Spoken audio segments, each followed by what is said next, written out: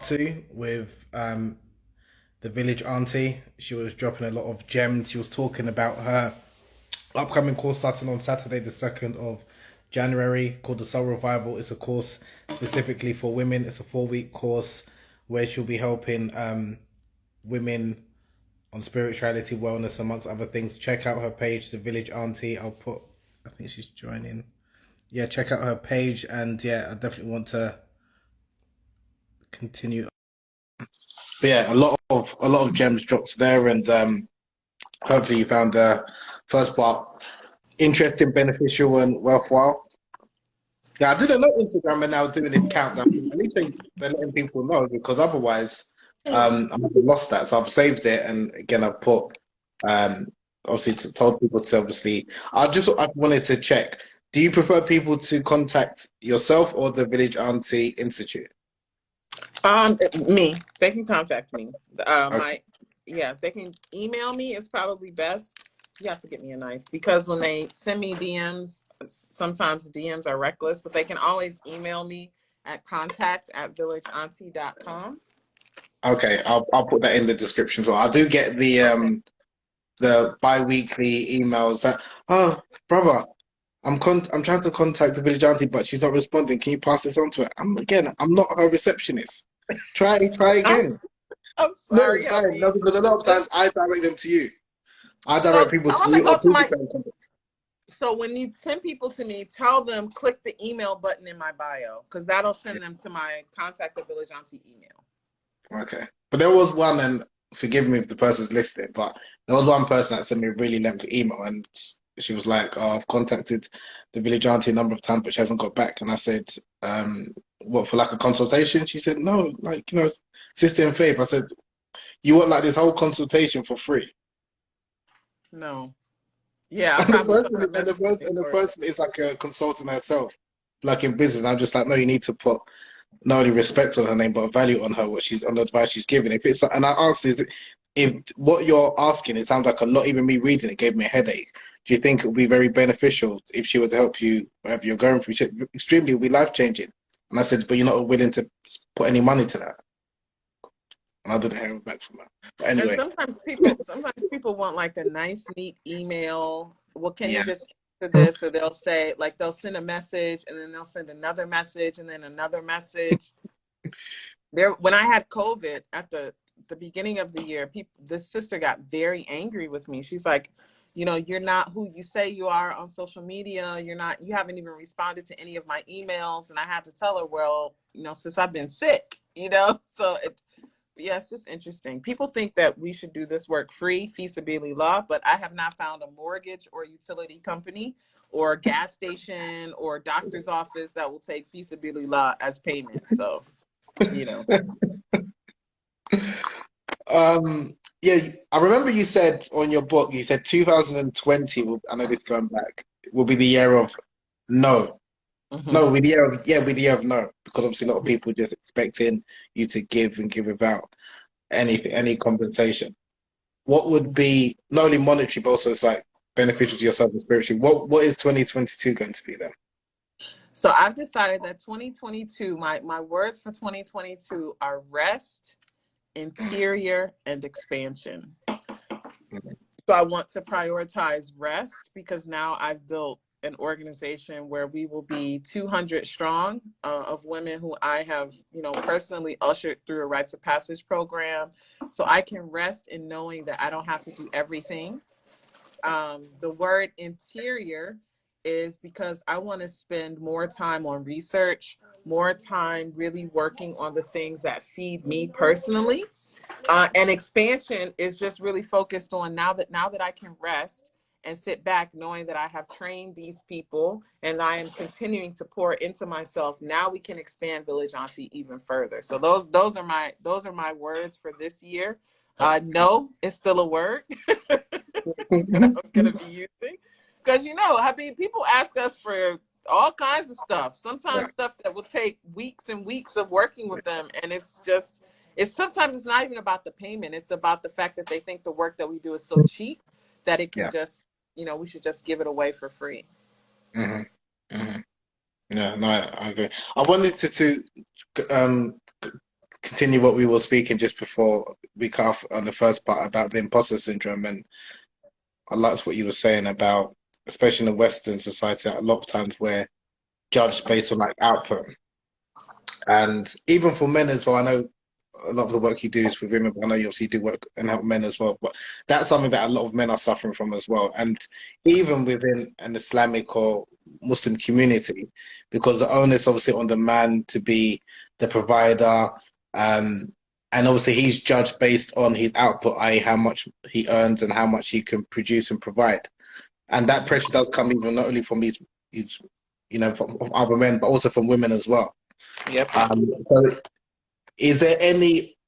I mean, would advice be different if he was advising men in that regards? Because this is where men are expected to, like under. And I'm not saying, and I don't advocate for men to live under a woman, under his wife. If he can, I mean, if you've got the means, I'm not an equal opportunity in that regards. I do put pressure on men, but then men who are struggling with this, do you have anything maybe that you could, any words of solace for them, or they just have to get on with it? That's probably what I would say.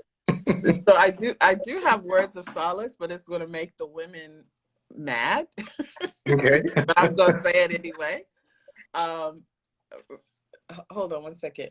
Yeah, can you put this in the microwave for him? My children have decided to come down to eat, so I have to make sure that they don't put it on 1 minute. So let's take it back to the Sunnah, right? Rasulullah sallallahu alaihi wasallam. Who did he work for? How old was he? What did he have? Right?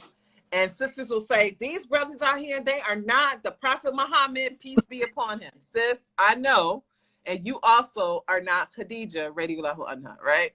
But what I'm saying is, we as women, we have to do a better job of looking at the value of a person, not just the value of what they can bring to our lives, because we don't want to only be viewed for how we look, how well we can cook, right?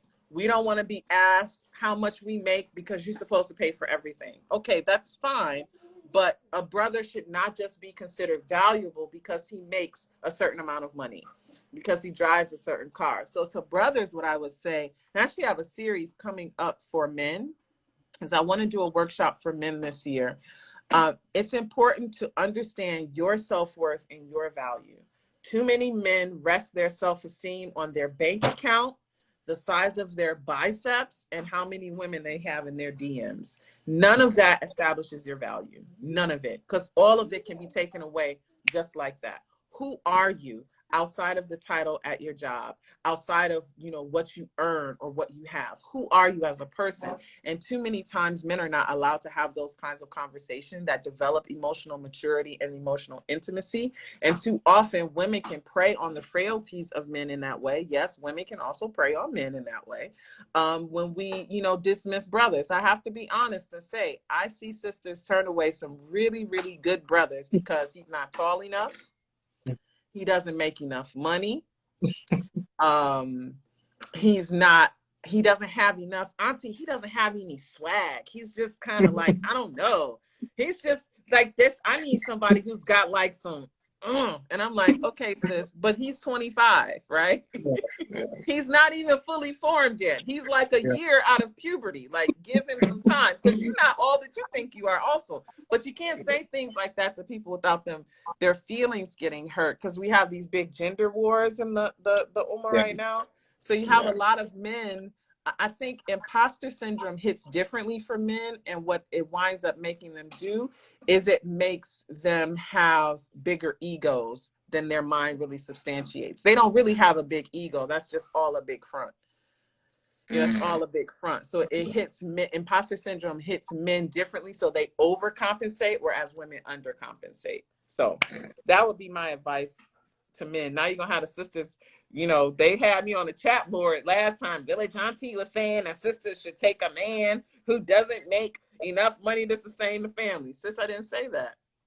I didn't say that at all. Yeah, I mean, you can't listen to everyone. I mean, like you touched on about the gender wars. That's something, and that's why I like speaking to people like yourself, because I think there has to be more conversations, both men and women together, because yes, we do see things differently, but at the end of the day, whether it's in the context, obviously, marital relationship, or even just in life in general, there's things that obviously as a man that I don't see or that I'm oblivious to. Yeah. And I just think that not having this, like, just again, and again, when people think about religious ideals, they look as if it's complete segregated, and the only time you're going to interact with the opposite sex is someone that obviously that you're married to or a family member, and that's not the case from the early community. And again, that's where people need to kind of and like I mentioned about earlier about it's important for people to be, especially people that are in some level of power, especially obviously the men to be they need to be checked in a good way. You have that, especially with people that, especially the staunch, very strict. I always give them an example of Omar as well. There's many examples where women reminded or checked him, and he humbled himself. He wasn't like, "Who are you to tell me this?" So that's why, especially those zealots, so to speak, if you give them an example of someone that they respect, because oftentimes with men, we won't listen to someone or advice from someone unless we respect them. That's So right. even if you're not necessarily going to respect me, you're going to. I know someone that you respect, and if I'm giving an example of how Omar behaved or the Prophet ﷺ behaved, that's when people will keep quiet or say that's an exception, and that's Yeah. something why it's important that people are familiar with their stories, not for ourselves, but also for people who are going to come and say, you know, you can't do this, you can't do that. They're not necessarily going to listen to you or some people, but they'll listen to people that they respect. So they're always good examples. I always tell people to kind of empower themselves with those kind of those stories, because when people are saying X, Y, and Z, you can kind of rebuff them in that way. But there always will be people that have got issues. But it's important that we have these kind of conversations, because I don't really understand why, especially as a man, you'd be threatened by like women, like to shut women down and they can't have an opinion, or I can't learn from. I don't understand where that comes from. Especially obviously, I'm assuming these men, this is both Muslim and non-Muslim, black and white. You like women, so like the fact that you don't want to hear a woman's opinion, or I just don't really understand it. Maybe again because culturally, I've come from an environment where you can't tell a woman much, like in the sense of this is the men's only. Like I grew up in a mosque where women sit obviously one side, men sit on the other side. It wasn't even a partition, but it wasn't like women can't contribute, women can't, you know, like with the running of the mosque. So that was it was normalized to me. It was just not seen Mhm. as anything. But then I realized when people that were not from the Nigerian community that came to this majority Nigerian mosque, they were shocked. Like, how can you have women there and this and the other? And it's just like, The women make dua. So after the imam gives the yeah, it khutbah, wasn't. the It women wasn't. will make Mm. dua, and people are like Yeah, you're like they should speaking speak. in the Yeah, mosque. right. And it's just like, but then in saying that, when I came back from Egypt, and obviously it's very segregated and things like that, I then got into that, oh, that's how you have to behave. So even like women that were like my aunties, I can't even say anything to them or look at them or embrace them because it's haram, and because that's what you've been taught over the last 3.5 years. But and again, that's in a particular context, in that cultural context. That's not necessarily how it's, when for me, how it should be. But a lot of those same people, they do change after, because they even suffer from burnout after a while. Because to Yeah. live that type of, and I always tell people, okay, no matter what you're going through, especially obviously if you're a Muslim, the most important thing, try and safeguard your faith in God, and I have to make sure I say in Allah, because nowadays people have faith in themselves, and your faith in Allah first and foremost, and prayer. They're the two most important things. And other stuff, you know, you're gonna have trials and tribulation that comes and goes, but if you're not safeguarding those two most important things, and you're prioritizing the length of your beard, or you can have a struggle beard like me, your trousers, your beards, I mean, not your beard, your hijab and stuff. Not to say these aren't important, but this defines your faith. That's when it's a problem, because there will be times, even with men as well, they all struggle with like always going out before in a certain dress. Now they maybe want to switch up a little bit, but because if they attach so much of their faith to their external appearance, now they want to change it up. They'll think that they're losing their religion. Whereas Mm. if you've always had that, no, even if I've always got that belief in God, even if I'm the biggest sinner and you know you're doing wrong, there's always a way back. And that's something that I just don't think is maybe kind of spoken about. You don't really hear examples of people like that, because the stories you just have of God conscious people all look a certain way or behave a Yep. certain way, and Yep. that's I just don't think that's yeah. Just again, if you read the stories of the people of the past, you had people who were doing outrageous things, but Yes. still claiming or saying that they believe in God, and do you understand? But whereas now it's like unless you fit into a certain box, I can't mention God, I can't mention, as if the only people that are worthy enough of mentioning Allah look a certain way, and I just don't think that's healthy. Like because at the end of the day, we're all on the journey to Allah at the end of the day. So um again, just for the benefit, sorry, of people that are joining, and obviously because it's the second part, and some people might listen to this video and not the first one. Can you talk a little bit again about your upcoming course that's starting on Saturday and very, high level what it's about and what people can benefit from it and why it's important that, people purchase their tickets? Sure. So it is a 4-week class called Soul Revival. It starts this Sunday. It'll be on January 2nd, 9th, 16th, and 23rd.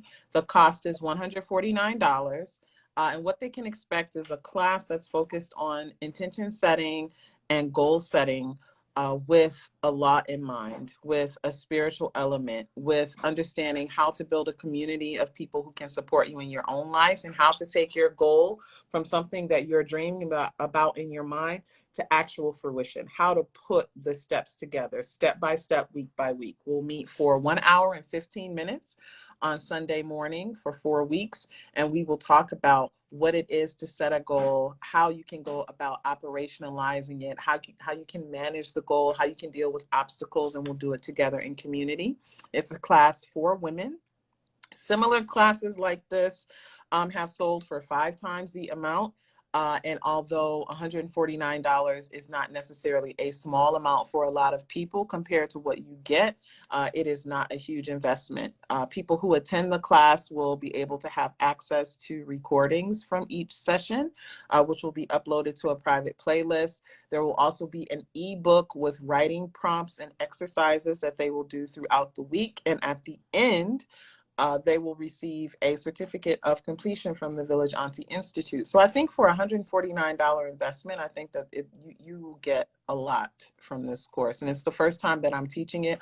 I wanted to start off 2022 with a bang. And so we're doing it with Soul Revival. Mashallah, good, good, good. And definitely value for money, definitely value for money.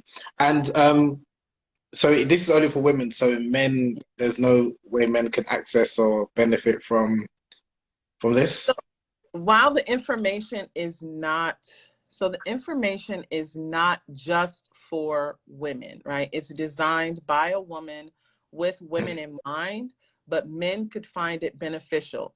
So, maybe I'll sell the recording of the class, like the audio recording of the class. And if there are men who want to purchase it, they can. I like to keep spaces like this for women because when men enter a space, women can become very uncomfortable. And I want them to be vulnerable enough to talk about their dreams in a low stakes environment. So that's why I don't want men to be present. But if we do sell the recording, sure, men can buy it and learn from it. That's no problem. But I don't want to have any men in the live sessions, inshallah. No, that's fine. No, that's fine. And with speaking to, because one of the questions that I think it's a decent question that someone asked me to ask you is, what advice would you give to a woman who's unmarried, but she wants to, I think you touched on this earlier about she wants to understand intimacy, but obviously not in a sexual way. Mm. How can she understand intimacy? So intimacy is not just sex.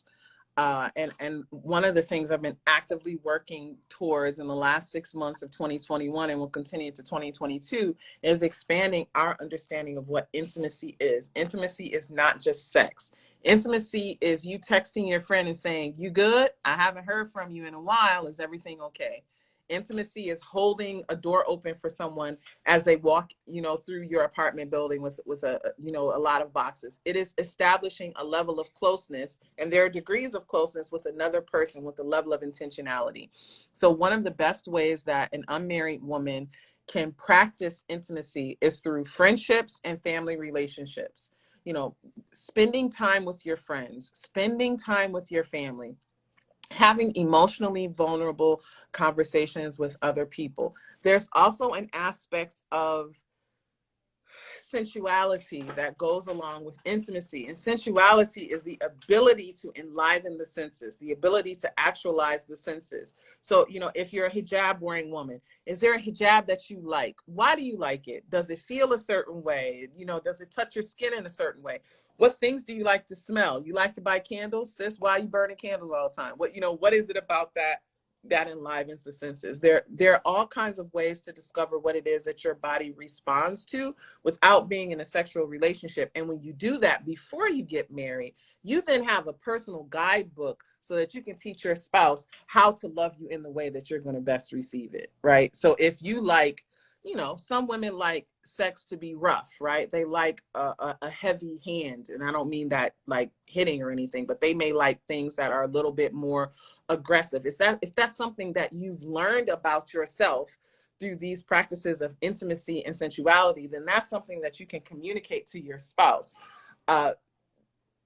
A lot of times I think unmarried women do themselves a disservice with feeling like you have to start your education about intimacy when you get married. That's actually too late. It's actually too late. So that's what I would start with: friendships, relationships, sensuality. I'm going to have a course called Art of Seduction, Cultivating Allure in February. You can take that course, but that's where I would start first and foremost. And where could people find information about the upcoming course as well in February? So I have a course calendar that's listed on my Instagram. You can also click the link in my bio that takes you directly to the Village Auntie Shopify store. We have about 12 courses lined up between January and May of this year. We decided to release a course calendar because people are like, oh, we need to know when you're having classes. So all of the classes are listed there, but I only put classes up for sale on the shop when they're active. So not all of the classes are active, but if you go to Village Auntie shop, you can find all of the courses there. And do people have to, with the online course, do they have to show their face, or could it be if like some people are uncomfortable, or is it only you have access to their face or picture? So only I have access to the recordings of the videos. I don't release video recordings, only audio recordings. I like to see people's faces so that I'm not just talking to a blank screen. There's only one course so far that I require people to like, you have to have your camera on, and that's Foundational Womanhood. The other classes, you know, sometimes women are cooking or they're driving, you know, they're just kind of listening in the background. It's sort of okay. Generally, we request it, but we don't require it for all of the courses. Oh, you don't require it for all of your courses? No, Really? not all the time. Just because I understand, like, some women might be breastfeeding, some women might be caretaking. So we always make a strong suggestion at the beginning of every session: please turn your cameras on. And if people can't turn their cameras on, they'll send me a message and say, oh, I'm doing this or I'm doing that. And then, you know, we leave an exception. But for the most part, about 90% of the women keep their cameras on during the whole session. No, that's good. No, that's good. Because I've had a couple of, when I've done the courses, like especially even for men only, that some women will buy tickets, and like there was one woman that she put up a picture on a display picture of obviously, I don't know if it's someone that she knew or just like a random guy. And then I asked people to put on their their videos, at least for the first 5 minutes, so I can see who I'm speaking to. And then she had a video. I knew it was a woman, but it was all black. And then she was just like, "Yeah, hello, hello." I was like, and then she was like pleading, "I want to listen. I want to listen." Why? And I said in the beginning, it's men only, and she couldn't understand why men. She was like, "Oh," then she accused me of being misogynistic, and we're just gonna speak ill of women. I was like, "No, men have issues as well. They may, or even our language, the way we speak about things, maybe they feel more comfortable if a woman's not there." So I think it's good to sometimes have, you know, men only spaces, obviously women only spaces, and obviously spaces where we can both come together and learn. But it's that was quite fun. And even the Twitter space I had last week, there was quite a few women that joined, and then there was, you know, Nigerians can be quite harsh. There was like, ladies want to kick you out. So I have women like that. I have women like that who are my admins for the classes. If anybody's, so there was a sister who would sign in to class from her husband's Zoom account, and we would kick her out every time. And so she sent an email like, oh my gosh, you keep kicking me out. I'm like, because this is a man's name. Like, she's like, but you know me. I said, it doesn't matter. Other people don't know you. We don't need to see a Rashid or a Khalid or whatever. Like, just change your name. So yeah, but I have women who, like, I will kick somebody out immediately. I will refund your money, do all of that. But alhamdulillah, we haven't had a big problem with that. So alhamdulillah. But in saying that, I think, well, for the benefit, I think women's spaces are more important that they're kept, like, no men out. Whereas I think the men's one, to be fair, I think it'll be useful for women to hear some of the issues that men are going through. Yeah. But I think maybe the reason why I was thinking, which I'll put it out or not, like in terms of some sessions I've done with men only, is because the language or the way we speak, it can come across as, sometimes women, it can come across quite harsh.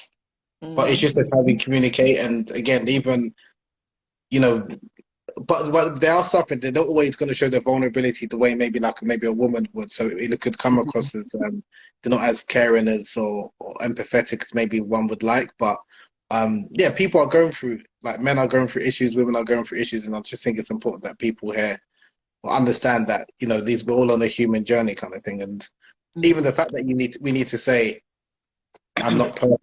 It's like, well, of course you're a human being, but we have to remind people, because unfortunately people will have ridiculous expectations that they put on us, especially if you follow a religion that they expect you to always behave a certain way, or if you're in a position of leadership or certain position of privilege or power, that comes with its own pressures and stuff like that. So it's something that men, I didn't realize, because I like to make fun of a lot of stuff, especially with men's issues.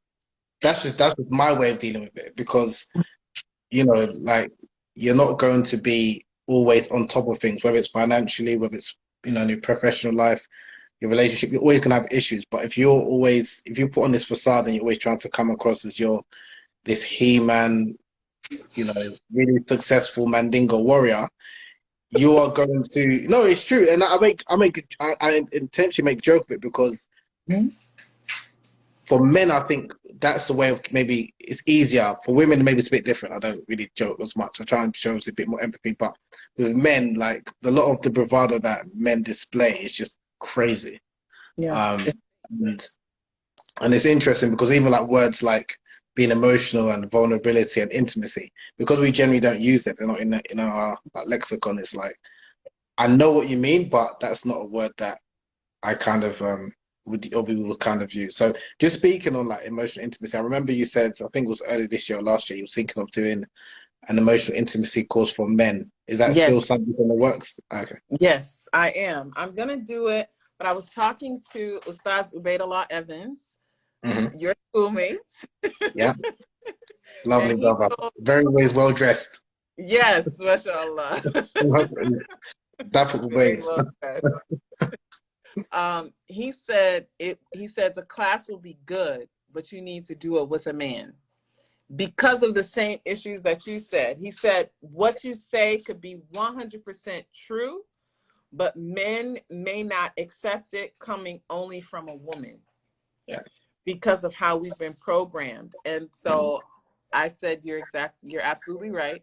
I believe that is true. I also told him, and I still firmly believe it, when men are given a safe space to emote, they are masters of emotional vulnerability. But we don't give them spaces to do that from young boys. We tell them, boys don't cry, be quiet, man up, right? Shut up. But I've seen grown men sit with me in workshops and cry or talk or what have you. So I still do want to do that, but I just have to figure out a way. Maybe you can help me, Habib. Maybe you have to come and teach that workshop with me. Emotional intimacy. No, I'm like emotionally dead. Like I'm not serious enough for that. I'm not serious enough for that. Like you have to be serious. I listened to courses and I've read a bit about it, but you have to be like really serious with that. Where I think I'm a bit too playful. And I like. The reason why I say the reason why I say that is because, you know, that especially for people who are really struggling, you need to come from a place of real compassion and empathy. And not to say that I can't empathize with someone, but my approach is kind of to make light of it. Mm. As in, even for themselves, like go easy on yourself, make light of it, because whatever you're going through, whether it's, especially when it's like intimacy issues, whether it's like premature ejaculation, erectile dysfunction, or body dysmorphia, and she's making fun, like try and make light of it. And that's how I quite like to go easy on yourself, not to try it, because you're always trying to make yourself like you're this person when you're not in reality. But that's just my way of dealing with it. But in terms of again, someone who's really struggling with it for a number of years, they probably would need some more delicate language, and I probably don't have I don't have as much patience for men as I have for women. No, actually, I know I don't. That's So you have to know interesting. yourself as well. I do think, but I do think that humor can be a way of expressing emotional intimacy. And I think it has its place. But yeah, this year I want to expand my work to start including men more. So that's one of the workshops that I want to do. That and the couples Kunyaza workshop. So Yeah, so people was asking me about that. When is your Kunyaza workshop coming up? I just saw spring. I didn't know. Is there a date attached to it? A rough date? it's going to be in February. It's going Okay. to be in February, probably the first weekend in February. It's going to be a Saturday, Sunday. So 3 hours one day, 2 hours the next day. I'm going to limit it to 20 couples only. So 20 couples only. Both couples have to be on screen together. They cannot be in like separate places. Nobody's going to get naked because, people will ask these questions, right? Yeah. Nobody's Yeah. going to be naked. Nobody's going to demonstrate Kunyaza, like using actual body parts. But this is talking about like what Kunyaza is, how to do simple Kunyaza, how to do complex Kunyaza. Of course, we're going to talk about everything that's in your book. Like people are going to have to buy the book and all of that. But it's only going to be limited to 20 couples. I'm nervous about teaching Kunyaza online because of the way you have to teach it. But I'm going to use a female. First, I was thinking, well, I could use my husband as like my prop model, but I don't want that. I'm going to use another sister who will be like face covered and everything, just because people are nasty and people screenshot or screen record. But so many people have been asking about Kunyaza, and I've taught Kunyaza to women in person, but I've never taught a couples Kunyaza class. So I feel like it's time. Yeah, the next step. Yeah, and I think with one of my and we spoke a little bit about this, I think last year. But I've noticed it even more. So we're even with the Kunyaza, because a lot of people just jump in on, okay, especially the men, technique, do this, and then it's like, no, there's more to it than that, and especially obviously from whether you want to say psychological perspective or again the emotional side, and maybe because for a lot of where it was obviously originated from in East Africa, a lot of the women, they believed and they gave themselves permission that they can do this, and then it's a total different. It's half the job is done. It's a mind shift. It's a mind shift. Yeah. Whereas because a lot of people, again, are suffering from performance anxiety, they believe they can't X, Y, and Z. The technique itself is not really going to do. It's not really going to help you, and that's something that both men and women kind of need to realize, and that's something that I'm just thinking that. But when I do like workshops, like webinars, I explain that and I go through that, but it's quite difficult to kind of explain that on like a post or Instagram story, because they just want, oh, just tell me how many times I need to talk. Yeah, and it's just no, it doesn't work like that. So that's something that, especially given that it's getting a lot more interest in different circles, I'm hoping that people do not disrespect the tradition and the culture that where it came from, and just make it to be like a trick, like a sex trick. Yes, like a pornographic trick, just like something that like the way that I always mention, the same way how what the Kama Sutra has become is very different from where it was originated.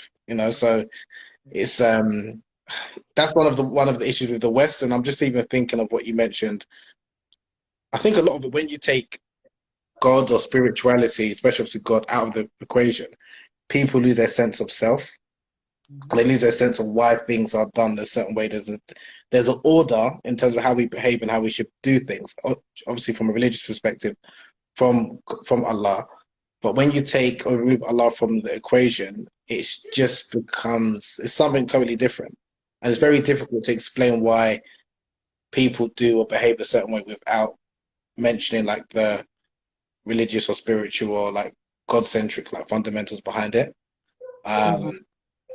So that's something that I've kind of been thinking about quite a lot. And I did I was because a lot of people ask me about porn addiction. That's not something that I'm really familiar with. But I was looking into it the last year or so, and when I was looking into the 12 steps model that was developed in the 70s, Mm-hmm. and obviously that's now obviously it was originally for Alcoholics Anonymous, then now for Sex Anonymous or out of addicts and porn addicts and love addicts for women.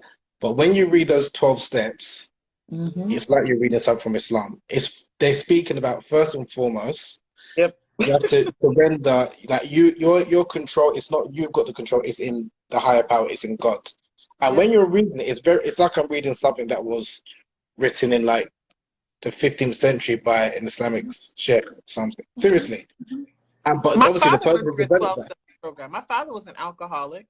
He went through a Oh, 12 okay. step program. My husband is a substance abuse counselor. So I know I can recite all of the 12 steps. And you're absolutely right. It is completely congruent with Islam. 100%.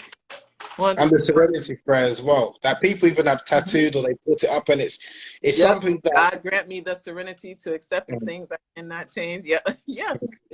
And it's just amazing that we're like in an age now. Well, I don't know if it's like that in the US, but in the UK in particular, because people don't really like to speak about, in fact, mainstream societies like to speak about God. So now that's been edited, so it's not belief in like a higher power of God. It's replaced like believe in yourself, Mhm. and it's just like wow, But who is that's yourself? just Who made yourself? yeah, What would yourself be without the one? Yeah, it's yeah, it's it's a lot. But I think I wanted to touch on something that you said too about Kunyaza, and one of the reasons why, because I've had women reach out and ask me like there have been a few white women, not white non-Muslim women, and I'm saying this very particularly because I'm talking to sort of like the goop crowd, right? yeah. Um, who have asked me, Angelica, have you ever considered doing a Kunyaza certification? Like, have you ever considered certifying people to teach Kunyaza? I'm like, I can do that. Like, that's not a problem. But Kunyaza itself is positioned within a culture. So Mm, you cannot, extract do this, do this, do this, do this, and a woman will ejaculate. It has to be positioned within the culture. And I think that's the same thing with like goal setting. You can't say, well, I want to have this goal and take a law out of it. It's not going to work. mm. So I feel like it's the same thing. Yeah, no, I agree. That's well said. That's true. That's true. Um, is there anything else? Yeah, sorry for taking. I think we've extracted a lot of jewels and gems from you. That's Um, okay. and inshallah, like I said, I'm hopefully I'm hoping that obviously a lot of people would not only benefit from this, but obviously continue to pray for you because that's one thing that I'm always kind of concerned with. That I know obviously as again, like I said, for men generally, it's relatively easy because we don't get attacked. Whereas I know, unfortunately, that's the case for women. So not only a reminder for yourself, but I'm just hoping that people continue to like pray for you because I think we need more women like you that's on the front line doing what you're doing, and again to continue to inspire others, and obviously to continue to help you build and grow your institute, and obviously for other. Are they going to be called village aunties or village nieces to come after you? Because I think it's important, and even for men as well. Because at the end of the day, obviously, men we have relations with women. So if you don't want women to be educated, then who do you want to? Who do you? Like, that's why for me, I So don't understand why. they'll You know, just be that's not, called village. They'll be called village certified, so people can be TVA certified. You can call yourself what you want to call yourself, but there's one village auntie. But we'll definitely. This is the first year that we're actually going to do certification. So I'm doing a certification in sacred body care.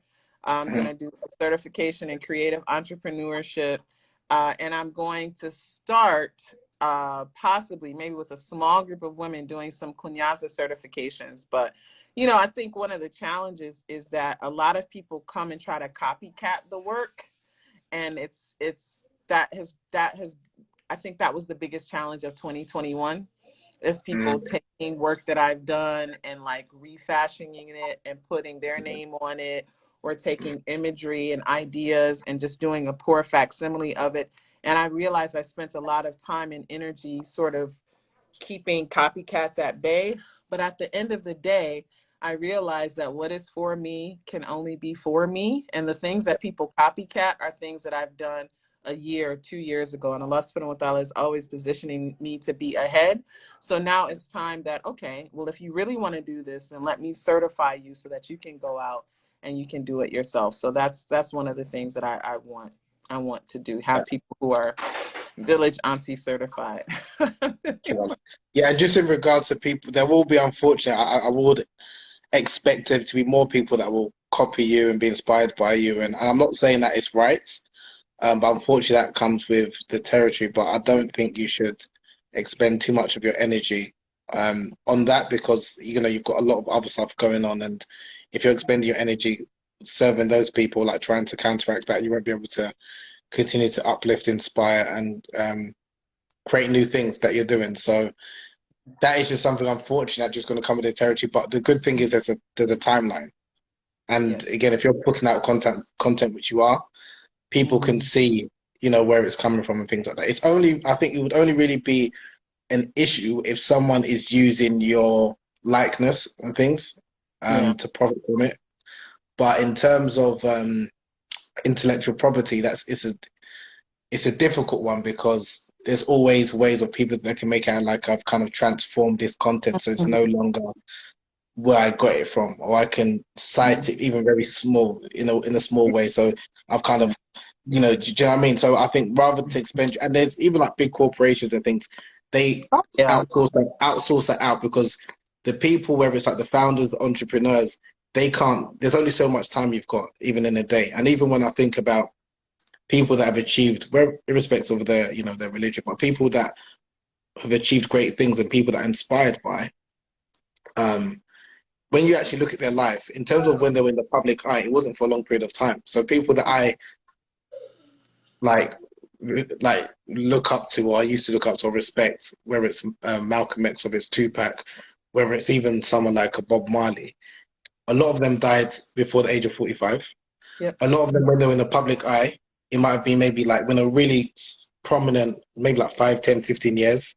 So when you look at that, is that a lot of times maybe the work you're doing beforehand is the breeding ground, and then when you're going to be thrust into the limelight where people's really going to know you, it might be for a short period of time, where it's because you might go in to do something else. Maybe Allah may give you another test, and Allah may even take your life. So that period when you are energized and you really want to give all your gems out, concentrate on that. Don't really kind of worry about the people that's going to come after you and try and, like, you know, copy what you're doing. So that's the only thing I would say, because it will happen. There's something unfortunately you can do about it. And I mean, I think I'm blessed in that now I'm at a point in my career on social media, because I did this for a long time before social media, but now I'm at a point on social media where people know who I am, they know what I do, and people who have learned from me, or people who have like sought mentorship from me, they will say it. Like, they will also say, oh, Angelica was my teacher, or, oh, yes, I've been to Angelica's workshop. So I think that, and I like to see the way that they have taken